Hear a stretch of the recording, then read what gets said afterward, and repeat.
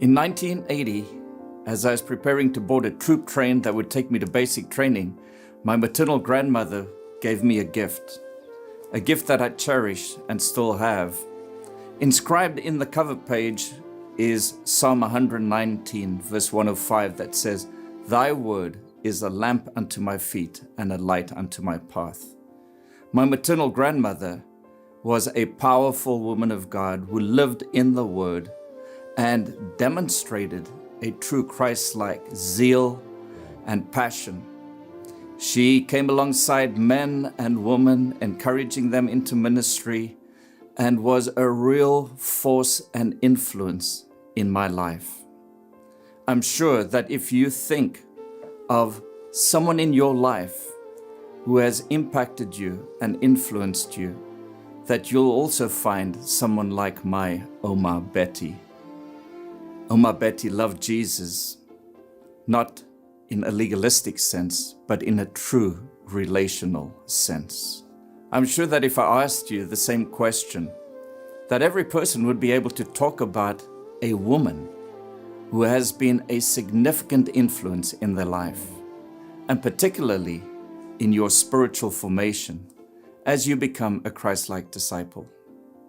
Why am I sharing this story with you? I'm sharing with you because God has ordained that women would be partners in the gospel alongside men. From the very beginning of creation, God ordained that men and women would work together and collaborate.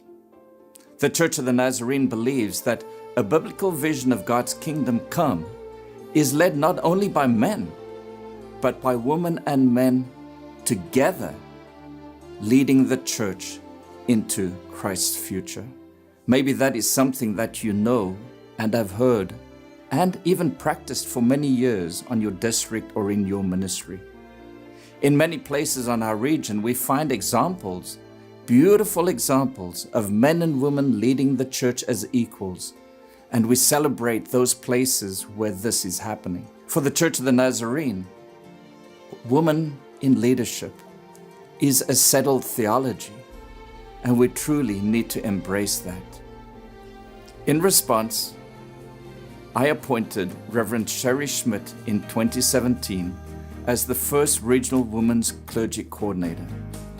The purpose of her appointment on our region was to help find ways to address this sin issue, this marginalizing of women from leadership in ministry, and allowing God's vision to grow and flourish of men and women equal in ministry.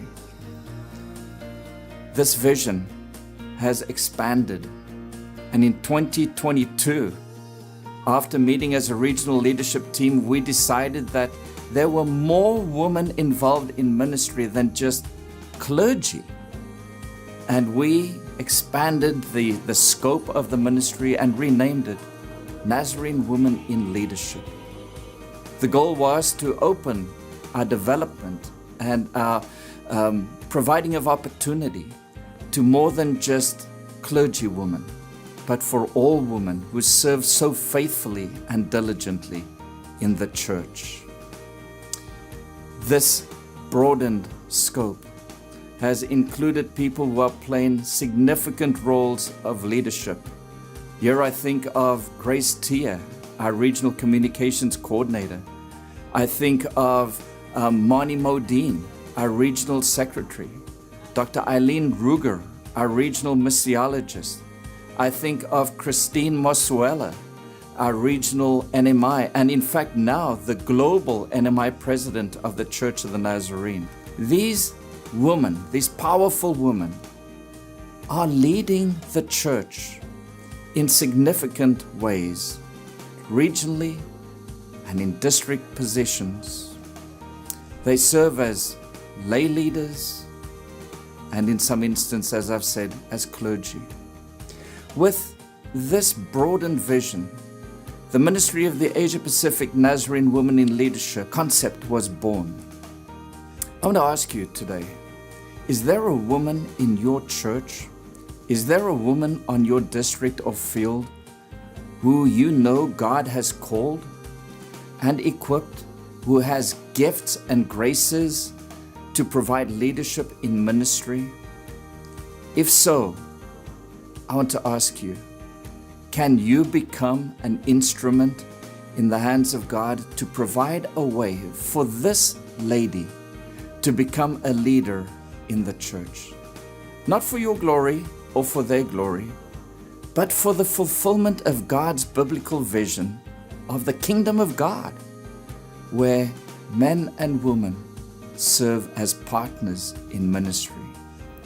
As your regional director, I'm asking everyone in the church, local pastors, district superintendents, Sunday school teachers, small group leaders, disciple makers, whoever you may be, male and female alike, to support the ministry of Nazarene women in leadership.